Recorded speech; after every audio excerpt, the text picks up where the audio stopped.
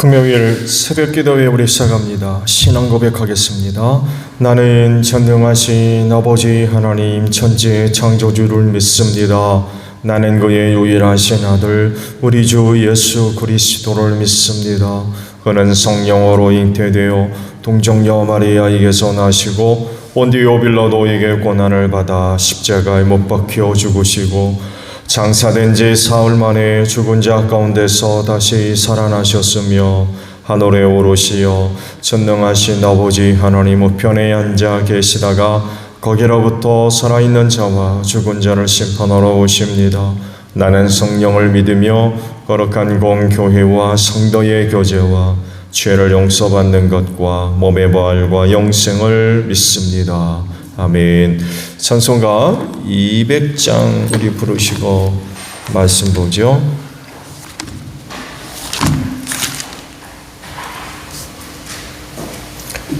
찬송가 200장 우리 부릅니다. 달고 묘한 그 말씀 생명의 말씀은 귀한 그 말씀 진실로 생명의 말씀이 나의 길과 믿음 밝히 보여주니 아름답고 귀한 말씀 생명샘이로다. 아름답고 귀한 말씀 생명샘이로다. 귀한 주님의 말씀은 내 노래 되도다. 모든 사람을 살리는 생명의 말씀이 값도 없이 받아 생명 길을 가니 아름답고 귀한 말씀 생명샘이로다. 아름답고 귀한 말씀 생명샘이로다. 널리 울리어 퍼지는 생명의 말씀은 마음의 용서와 평안을 골고루 주라니. 다만 예수 말씀 듣고 복을 받네. 아름답고 귀한 말씀 생명샘이로다. 아름답고 귀한 말씀 생명샘이로다.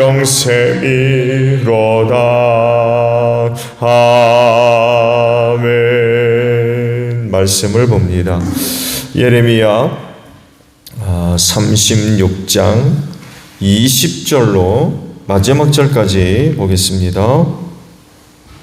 예레미야 36장 20절로 마지막 절이에요. 그리고 고관들은 그 두루마리를 서기관 엘리사마의 방에 보관하여 두고 왕궁의 뜰로 들어가서 왕에게 이르러 그 말을 모두 왕에게 전하였다.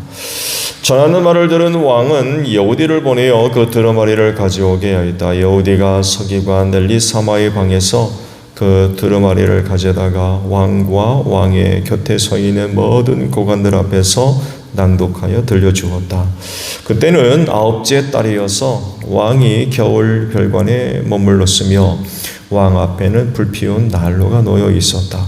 그런데 여우디가 그 두루마리에서 서너 칸을 읽어 내려갈 때마다 왕은 읽은 부분을 서기관의 칼로 잘라내어서 난로에 던져 넣었다. 이렇게 왕은 온 두루마리를 다 난로불에 태웠다.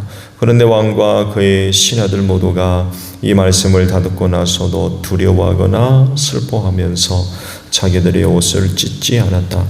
엘라단과 들라야와 그마리아가 왕에게 그 두루마리를 태우지 말도록 간청까지 했었으나 왕은 그들의 말을 듣지 않았다. 왕은 오히려 왕자 여무엘과 여라무엘을 비롯하여 아스리엘의 아들 스라야와 압델의 아들 셀레마에게 명령하여 서기관 바룩과 예언자 예레미야를 체포하라고 하였다. 그러나 주님께서 그들을 숨기셨다. 예레미야가 불러주고 바룩이 받아 쓴 그 두루마리를 왕이 태운 뒤에 주님께서 예레미야에게 다시 다른 두루마리를 구해다가 유다 왕 여호야김이 태워버린 첫째 두루마리에 기록하였던 먼저 번 말씀을 모두 그 위에 다시 적고 유다 왕 여호야김에게 주님의 말을 전하라고 하셨다. 나 주가 말한다. 너는 예레미야에게 왜 두루마리에다가 바빌로니아 왕이 틀림없이 와서 이 땅을 멸망시키고 사람과 짐승을 이 땅에서 멸절시킬 것이라고 기록하였느냐 하고 묻거든 그 두루마리를 태워버렸다. 그러므로 유다 왕 여호야김을 두고서 나 주가 말한다. 그의 자손 가운데는 다윗의 왕좌에 앉을 사람이 없을 것이요 그의 시체는 무더운 낮에도 추운 밤에도 바깥에 버려져 뒹굴 것이다. 나는 이렇게 여호야김과 그의 자손에게만이 아니라 그의 신하들에게도 그들이 저지른 죄를 벌하겠다.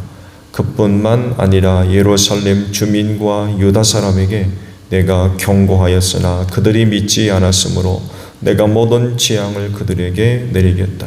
그래서 예레미야가 다른 두루마리를 구해다가 네리야의 아들 서기관 바룩에게 주었다. 바룩은 예레미야가 불러주는 대로 유다 왕 여호야김이 불에 태운 두루마리에 기록한 말씀을 모두 기록하였는데 이번에는 그와 비슷한 말씀이 더 많이 추가되었다. 아멘. 오늘 아침엔 23절 하반절에 있는 말씀을 보겠습니다. 23절 하반절에 있는 말씀을 보게 되면 이렇게 왕은 온 두루마리를 다 난로불에 태웠다 라는 말씀입니다. 이런 짓은 하지 맙시다. 꼭 불에 태우는 것만이 문제가 아니라는 거죠. 불에 태우는 행위 속에 담겨 있는 여러 가지 의미들을 우리가 찾아볼 수가 있죠. 하나님의 말씀을 일컬어서 성경이 표현하고 있는 말씀을 보면 살아있다 라고 말씀하고 있죠. 하나님의 말씀은 살아있다. 왜 그럴까요? 하나님이 살아계시기 때문에 그렇고요. 그 살아계신 하나님이 그 말씀과 함께하기 때문에 그렇습니다. 그 말씀은 곧 하나님이라고 봐도 과장되지 않아요. 그래서 그 산 말씀을 듣는 자는 살고 생명을 얻는 줄로 믿습니다. 말씀은 단순하게 소리가 아닙니다. 그리고 또 기록된 글자가 아니에요. 그건 또한 묶여져 있는 책도 아닙니다. 그건 하나님 자신이에요. 왜냐하면 살아있기 때문에 그렇습니다.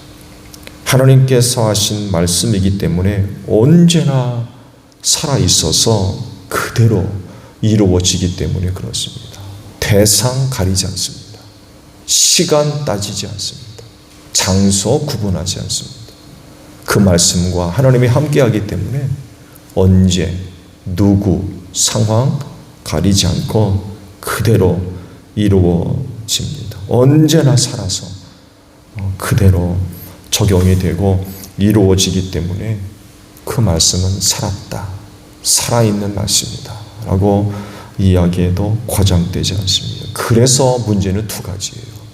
어떤 사람들은 그 말씀을 굉장히 기뻐하고 즐거워하는데 어떤 이들은 굉장히 싫어하고 그 말씀으로 두려워하고 공포스러워합니다. 말씀드린 대로 그냥 소리가 아니고 그냥 문자가 아니며 모아진 책이 아니기 때문에 그래요. 좋은 예로 에덴 동산에서 두 인간이 타락하고 뒤 태도가 달라지죠. 하나님께서 에덴 동산에 찾아오셔서 거니는 소리를 두 사람이 듣자 어떻게 행동합니까? 나무 사이로 숨었대요.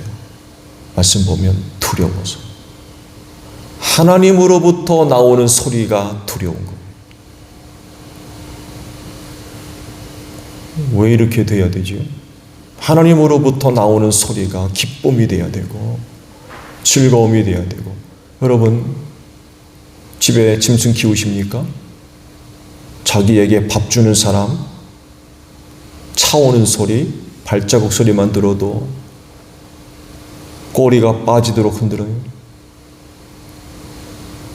좋아가지고. 하나님으로부터 나온 인간이 하나님이 저들이 사는 곳에 찾아오셔서 거니는 소리를 들으면 기뻐해야지. 세상에 무서워가지고 숨습니까? 이렇게 돼서는 안 되겠죠. 근데 어떤 사람들은 그 하나님의 말씀이 송이꿀보다 더 달다 라고 하셨어요. 그 말씀이 너무 좋은 거죠. 너무 좋아요. 그렇다면 여러분은 하나님의 말씀이 한없는 기쁨입니까? 아니면 두려움이고 공포입니까? 오늘 주신 말씀들은요, 예레미야가 받은 하나님의 말씀을 바룩에게 들려주죠. 그래서 바룩이 그 말씀을 두루마리에 받아 적습니다. 그리고는 성전에 올라가서 읽어주라고 그러죠. 갇혀 있었기 때문에 예레미야는 할 수 없었고, 그래 바룩이 이제 그 일을 대신해서 성전에서 그 말씀을 읽자 신하들이 그것을 듣고 여호야김 왕에게 전달됩니다. 성전에서 이러이러한 일이 있었습니다. 그러자 여호야김이 말씀을 받아 적은 두루마리를 가져와라. 그래서 그것을 듣기 시작하죠, 왕도. 그런데 말씀을 읽어갈 때마다 여호야김이 이상한 짓을 하기 시작해요. 나머지 말씀을 읽은 부분들은 칼로 잘라다가 화롯불에다가 던져주는 거. 결국 하나님의 말씀을 받아 적은 두루마리가 다 화롯불에 들어가 버렸어요. 여호야김의 이런 행동에서 여러분은 뭘 발견합니까? 그 말씀을 좋아하는 겁니까? 싫어하는 겁니까? 찬성하는 겁니까? 반대하는 겁니까? 받아들이는 겁니까? 뱉어내는 겁니까?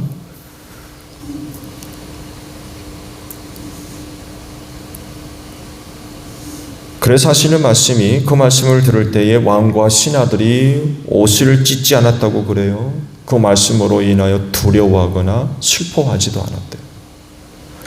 그 말씀이 두려움을 주고 공포스러운 내용이 아니라 코미디였나 보죠.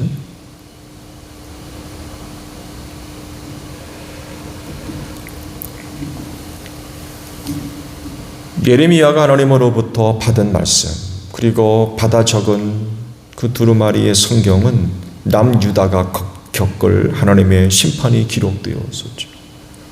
바빌로니아 제국이 들어와서 이 땅에 사는 모든 사람과 짐승들을 전멸시키겠다.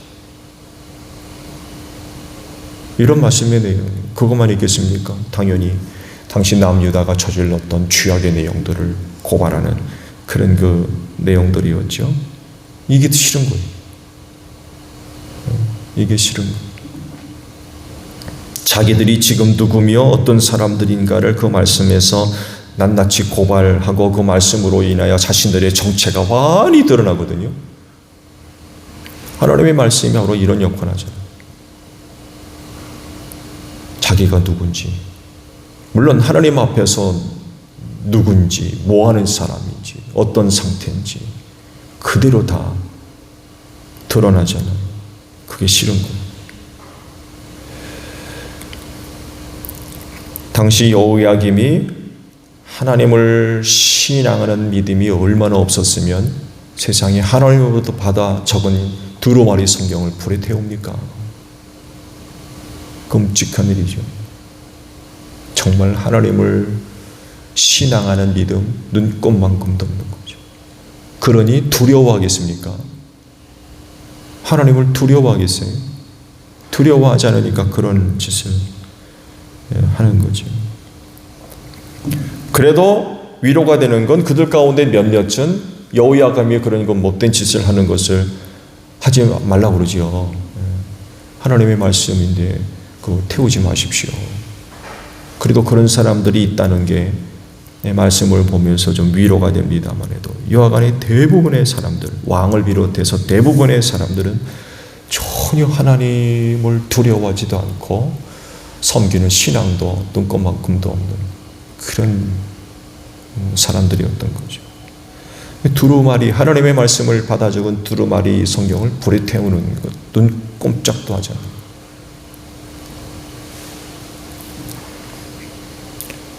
하나님의 말씀은 곧 하나님 자신입니다. 왜냐하면 당신 자신을 계시하신 곳이기 때문에 그래요. 하나님은 언제나 그 말씀과 함께 하십니다. 말씀 받아 적고는 그냥 방치해 두시는 그런 분이 아니라 그 말씀과 함께 하시는 거죠. 왜냐하면 하나님 자신이 그 말씀에 대해 스스로 책임지시기 때문에 그래요. 그렇게 하겠다고 말씀을 해놓고는 그냥 둬버리는 게 아니라 그 말씀 자체에 대해서 스스로 책임지신 그런 분이기 때문에 그대로 이루어지기. 그래서 살아있는 겁니다. 그러면 이 말씀을 어떻게 생각하고 대해야 되겠습니까? 어떤 모습이라도 부정적인 태도는 안 돼요. 부정적인 생각, 부정적인 말, 어떤 거라도 해서는 안 돼요. 왜냐하면 그건 곧 하나님께 대한 것이기 때문에 그렇습니다. 하나님의 말씀에 대한 부정적인 건 곧 하나님에 대한 부정이에요. 말씀에 대한 불손, 그건 하나님께 대한 불손이에요. 성경을 불에 태워요? 그건 하나님을 불에 태우는 것과 똑같은.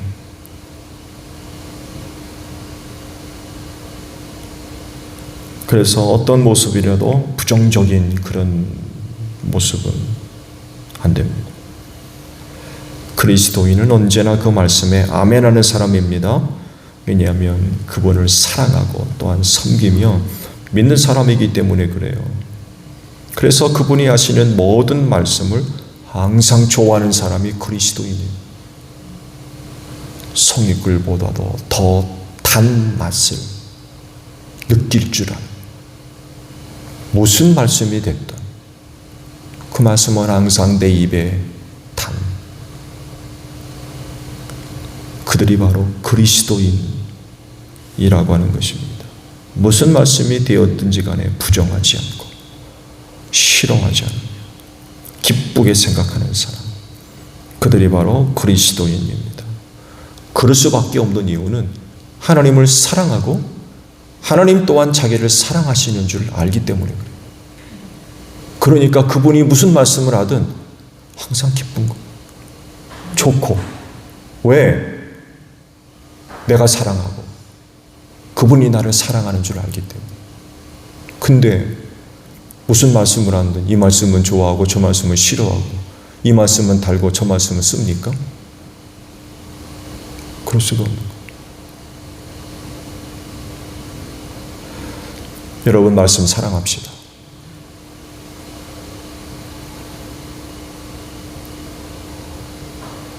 만나 사건을 두고 주님이 그런 말씀을 하시죠. 사람이 떡으로만 사는 것이 아니라 하나님의 입에 나오신 모든 말씀으로 사는.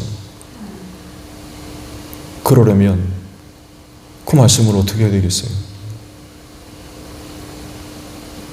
오늘도 여러분들을 살리는 하나님의 말씀의 양식이 임하기를 축복합니다.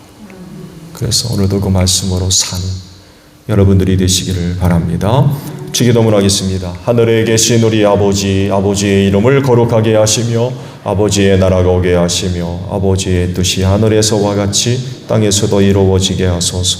오늘 우리에게 일용할 양식을 주시고 우리가 우리에게 잘못한 사람을 용서하여 준 것 같이 우리 죄를 용서하여 주시고 우리를 시험에 빠지지 않게 하시고 악에서 구하소서. 나라와 권능과 영광이 영원히 아버지의 것입니다. 아멘. 기도하겠습니다.